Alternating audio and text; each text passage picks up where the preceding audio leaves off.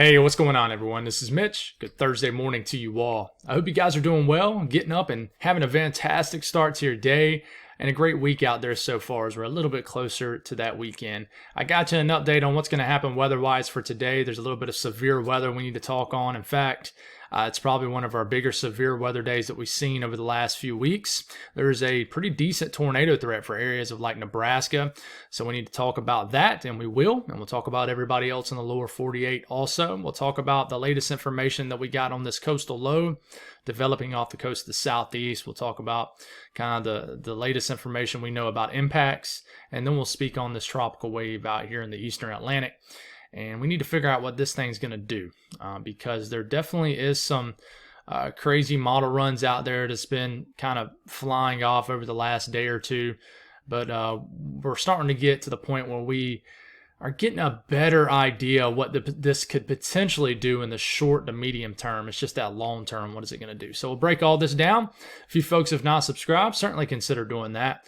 Like the video if you like it. And if you guys got anything that I can pray about, or pray over as always, please put those in the comments below. Things have slowed down a tad bit, so I'm definitely able to just kind of read through the comments a little bit slower and just really take some time to get very detailed with my prayers. Sometimes I don't like to, when it comes to the prayer request, I like to wait till I have a quieter time, and sometimes I just don't get a quieter time. I have to kind of do a prayer right there on the fly. Sometimes I write them down when I read them in the comments, but regardless, I try to spend some time on each individual prayer request and not just shoot one off the hip, because I think we all can do that every once in a while and not put a lot of energy and actually be sincere about it, I guess is what I'm trying to say. So with that being said, let's get rolling. So you got the tropical wave right here. We'll talk on this. There's not much to speak on right now, but I just kind of want to draw all the features out here right now that we'll speak on. Tropical wave, this will continue to march across the Atlantic. Will it maintain energy? Will it sustain itself across a pretty hostile environment, which is the central Atlantic into here? We need to figure that out. There's definitely some shear that's going to affect this system. There's a coastal low. You see all this activity right into here. This will eventually probably develop some sort of low pressure, some sort of low-level spin, and maybe become a tropical system, subtropical system. We talked in detail on this last night about how it could gain some tropical characteristics. We're not going to get as detailed in this video. We'll talk more just about the straightforward information. But this is definitely going to impact the southeast and the mid-Atlantic, maybe even southern New England. And then we got to watch some energy that will fire up over the middle of the country. And we especially need to watch out areas of Nebraska for a tornado threat. Then we got Nigel. We say bye to Nigel as it's heading off into the colder waters of the North Atlantic.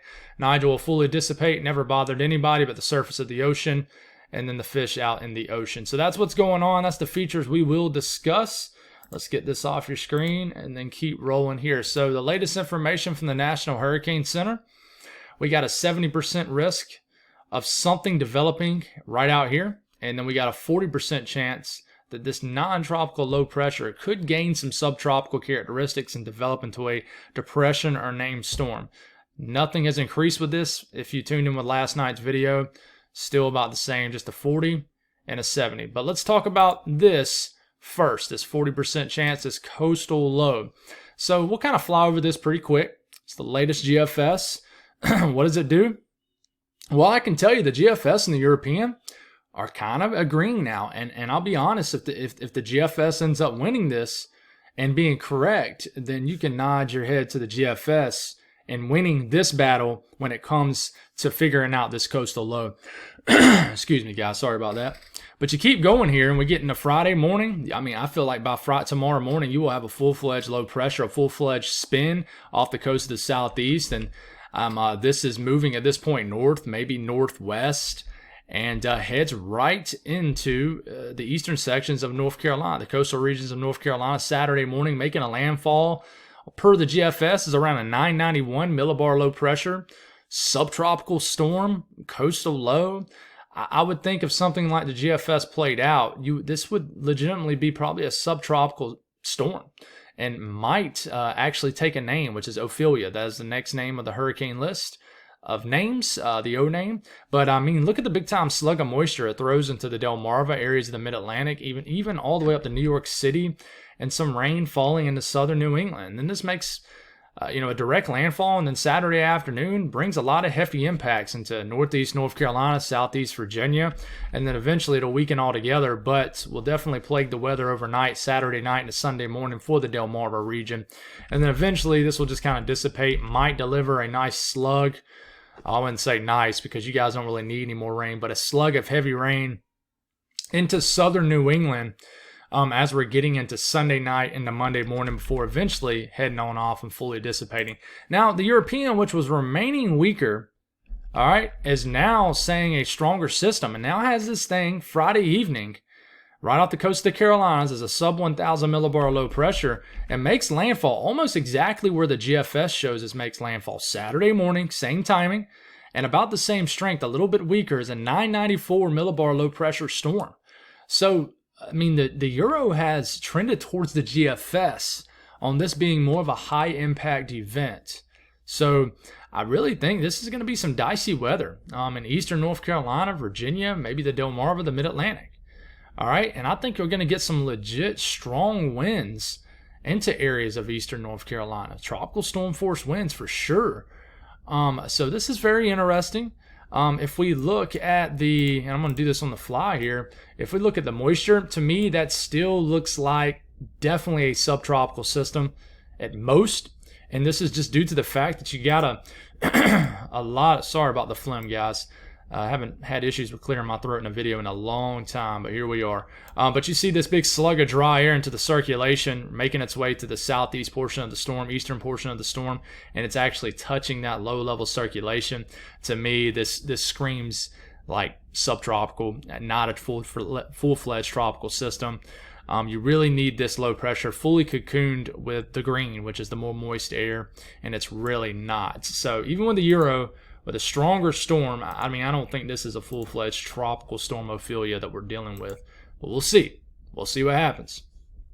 As far as winds, impact-wise, I mean, the GFS has a slug of pretty strong winds making its way fully inland associated with that actual low pressure. And, I mean, you got 40 to 50 mile per hour wind gusts in Wilmington.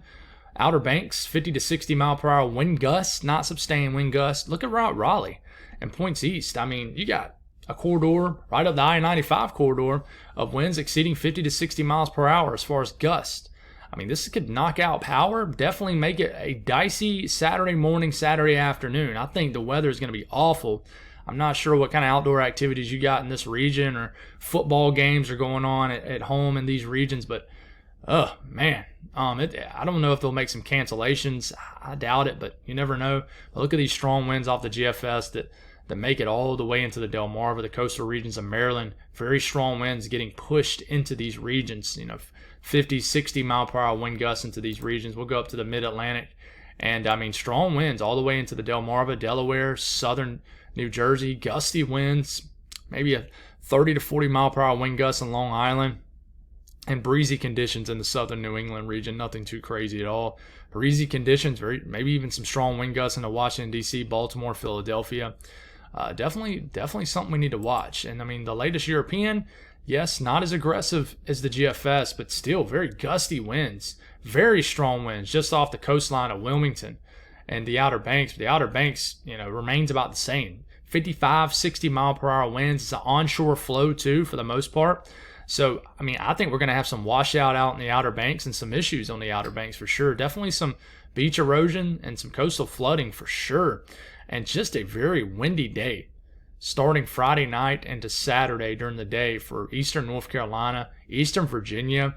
Wind-driven rain. It's going to feel like a tropical system moving in for sure. And breezy conditions even back towards Columbia, Charlotte, Hickory, Asheville, but, certainly nothing too crazy or anything like that. Very strong winds up into the coastal regions of Maryland. And we go up a little bit further east and northeast, and it's about similar to the GFS. Now, you don't have stronger winds, as far east. But, I mean, very strong winds right up against the Jersey shoreline. I mean, 40 to 50 mile per hour winds. Some areas 55 to 60 miles per hour as far as wind gusts right up against the Jersey Shore, right up against Delaware. And yeah, this would cause some issues. Nothing catastrophic, or I would say, dare to say, severe, but man, a breezy, strong wind type day Saturday and Sunday for this entire mid-Atlantic region, Delmarva region, eastern North Carolina area. As far as rainfall, we'll just look at the blend of all models, but you see the tight gradient right into here. I mean, you got to get into eastern North Carolina, extreme eastern South Carolina to get that into that 1 to 2 inch kind of range as far as rainfall. But once you get kind of closer to the Outer Banks, it's really starting to increase 2 to 4, maybe as much as 4.5 inches of rain. Eastern Virginia, southeast Virginia, 2 to 3, 4 inches of rain. Delmarva, a lot of rain could fall. We get up to the mid-Atlantic, and this is what it looks like. So you notice it's a big kind of cocooned in area of moisture. There's going to be some sort of tight rainfall gradient somewhere back here in like eastern West Virginia, western Maryland. Definitely somewhere in eastern PA is going to have some big cutoff of rain. We just got to figure it out. But I can tell you, if you're up against southeast Virginia, eastern North Carolina, the Delmarva, New Jersey, even up to New York City and Long Island, it's pretty much all but certain you're going to get some rain. You look at the GFS, and yeah, definitely likes this area right in here. And then you look at the Euro, and the Euro is definitely pushing a lot more west than it was, say, in the Euro I showed you in yesterday evening's video. Definitely more widespread heavy rains. For example, I believe the Euro showed like nothing for Washington, D.C. and the run yesterday. And then the run overnight is showing 3 inches of rain in Washington, D.C. That's a big time difference, right? So that's the latest information on that. We'll keep you guys updated. This is something that I don't think we should let catch us off guard. We've been talking about it for a while, but it definitely can be sneaky and take an aim. I wouldn't be surprised one bit, and I wouldn't let it surprise you either. This happens, it seems like, once a year. We got this down here, has a 70% chance to become a depression. You know, environmental conditions over the next 7 days are okay. I think they're not as bad. I think, find the right way to put this. I don't think they are bad enough to not at least sustain a piece of energy out here, a tropical wave. I don't think they're strong enough to really just fully rip away this tropical wave or tropical depression, but it is certainly not a supportive upper wind pattern to sustain strengthening of this wave right here. And here it comes, just a big blob of convection, which is showers and storms. Just your typical looking tropical wave. Could become a tropical depression sometime over the weekend. We'll watch to see if that happens, but this is the feature we will watch. Latest GFS shows it right here. We get into Friday morning. There it is. Just kind of watch that L. All right, we get into Saturday morning. We get into Sunday morning. This thing's moving pretty quick across the Atlantic. I mean, by the time we're into Monday morning, this thing's beginning to flirt with the Leeward Islands. Latest GFS gets it to about Tuesday morning, begins to slow down. There's the potential for some sort of tut to come down here, upper level low, upper level trough, and it might begin to yank this further north. That would be good news for the Leeward Islands, Lesser Antilles, Puerto Rico. It does have a strengthening system. GFS still is gung-ho about that. All right, Wednesday morning, we got an all-out Category 2-ish hurricane. So this is about, 6 days out. Category 2 hurricane, really getting close to the just northeast, basically, of the Leeward Islands.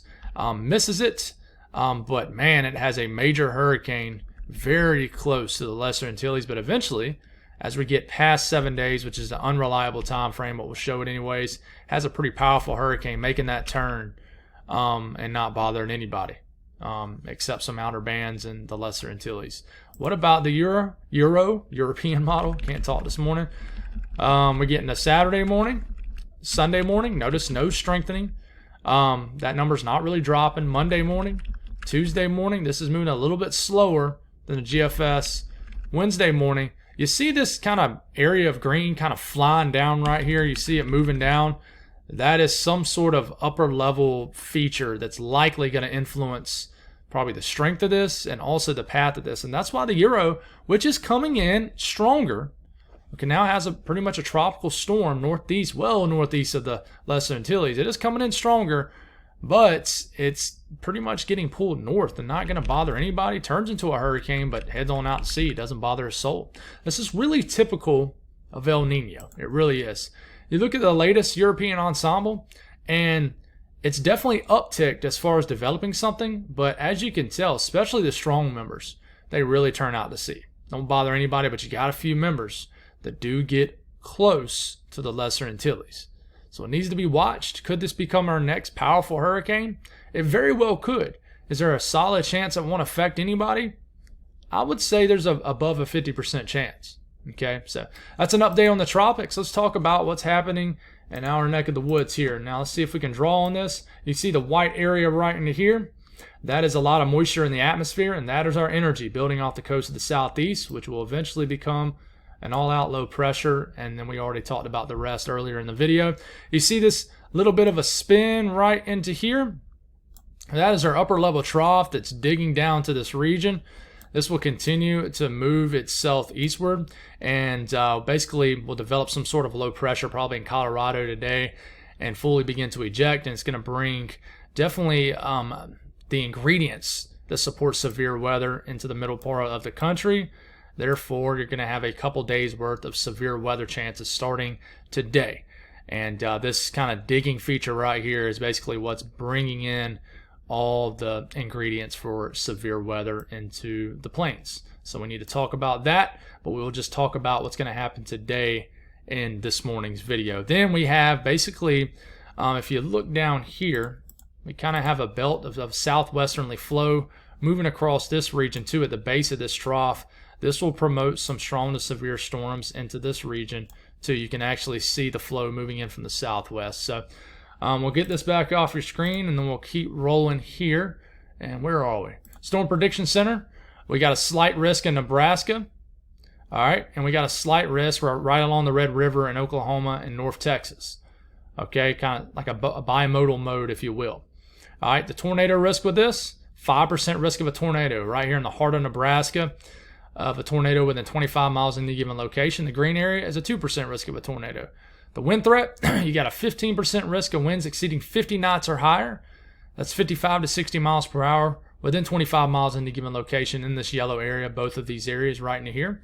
And then the hail threat, 15% risk of 1 inch in diameter or larger hail. But in this 15% risk, you also have a hatch risk. You see the black outline. The black outline is basically overlapped by the yellow outline, but you see the black dashes going in between this. That means there's a 10% risk of significant hail, which is 2 inch in diameter or larger. So there's definitely going to be some big time storms today. There is a risk of flooding, very small areas, slight risk right here, slight risk right here, which means in both of these yellow areas, there is a 15% risk of flash flood guidance being met. So definitely got to watch out for rain moving over the same areas. Let's talk about the southeast. And basically your eyes are pretty much going to stay right here. Just a big area of showers and storms beginning to get its act together off the coast of the southeast. We get into this evening. At this point, this afternoon, this evening, we're dealing with some showers and storms in southeast Georgia. Pretty much all of the peninsula of Florida and North Florida pretty much is dealing with a solid chance of some tropical downpours, tropical moisture. So definitely these storms could produce some heavy rain, gusty winds, lightning. So, it's just kind of one of those days in Florida. And even though this is kind of being driven off a tropical system off the coastline or a coastal low, this is kind of just typical Florida stuff. We haven't really moved into fall up down in Florida yet. But some rain could begin to creep into the low country of South Carolina. Maybe some showers make it all the way to the Midlands of South Carolina. And then by the time we're moving into overnight, tomorrow morning, we are waking up to a rain shield beginning to move into far eastern South Carolina and almost all of eastern North Carolina. And this is when the impacts really begin to be felt in the Carolinas, especially North Carolina, as this is beginning to turn into an all-out strong low pressure at this point. So the Northeast, y'all are pretty much chilling up here. Not a whole lot going on. We get into this evening, not a drop of rain showing up. Getting into overnight, getting to tomorrow morning. Not much to speak on. Sorry to leave you guys hanging. But it's really nice up here. No weather to really speak on. Enjoy your Thursday. Now, the South Central U.S., it's a different story. We'll get a little bit more specific on this area, but some energy will fly across kind of northwest areas of Texas, western Oklahoma, and then it'll move through this area of southern Oklahoma, far northern Texas in the prime heating of the day, and therefore you're going to get some explosive thunderstorms that get going here. I would say south of Oklahoma City and Tulsa, and probably north of Dallas. But in between those regions, basically right around the Red River area and any town or community in this region, you need to watch out. Look at this cell. That looks like a classic supercell in northwest Kansas, man. And it's a loner too. If you're a storm chaser and you just happen to get on that and this actually verifies, I can almost guarantee you that's going to be a very photogenic supercell up there. But these move through and then they'll weaken as they move into Arkansas. And then we could have another round behind it today. Now we get a little bit closer look at this, and here it comes. I mean, this is around 3 p.m. Central Time. Storms developing, riding the Red River north and south of it. And if you live right along this region, right down here in extreme northern sections, like north of Dallas and south of Oklahoma City, and this region right here, definitely be prepared for some damaging winds. There are a possibility with these strong to severe storms, some large hail, and there is a 2% risk of a tornado embedded with these, especially if any of these storms can get isolated. Like, look at the southern flank of these storms. It's just around 7 p.m. These storms are still packing a punch down here, and then they fully start to move out of Oklahoma, are still affecting northeast areas of Texas. Definitely watch out, Mary. I know you're in northeast Texas. You could get some big-time storms later this evening, just after the sun goes down, and then these storms begin to fully move into Arkansas, maybe extreme northwest areas of Louisiana, and then begin to weaken and just to some just heavy rain. And then another area of storms could get going into the wee hours of the morning, ride kind of along the same regions if the HRR model is correct, and we could be waking up to some stormy conditions after dealing with it the previous evening, which is this evening, in the same areas right down here. Now, if you look at the updraft velocity swath, it does indicate some rotation with these storms. That doesn't mean everywhere where you see some highlighted colors there's going to be a tornado. It just means some of these storms could be rotating. So definitely heed any tornado warnings in this area and please take them serious. Rainfall between now and tomorrow morning, definitely a pocket of some heavy rain. 1 to 2 inches of rain could fall along the Red River and points north, especially in the Oklahoma. So if you live in this region of Oklahoma, you definitely have a chance to see some beneficial rain. And you're definitely making up for all the dryness that you had earlier this summer. North central U.S. dealing with some showers, and North Dakota definitely are going to start to deal with some storms in kind of southern and southeast South Dakota. And right along the border of South Dakota and Nebraska, you definitely could get some intense storms. And basically where you don't see any storms developing right here in Nebraska, I mean, there's a chance you might not get a drop of rain. There could be some storms that the HRR model is not picking up on. So we'll talk about that in specifics here in a second. But for my folks in Illinois, I think a good portion of the central portion of the state could be dealing with some kind of downpours and some storms a day. These eventually can make their way or kind of develop into Wisconsin. You know, you might deal with some showers around the Chicago area this evening. But you could get some kind of developing heavy rain here in central and western areas of Illinois a little bit later tonight, and you're waking up to it tomorrow morning. But we zoom into Nebraska. Definitely an active day today. Big storms right here in southern South Dakota. We're getting into around 3 p.m. And this is the area I want to watch right into here, the southern flank of these storms here in northern Nebraska.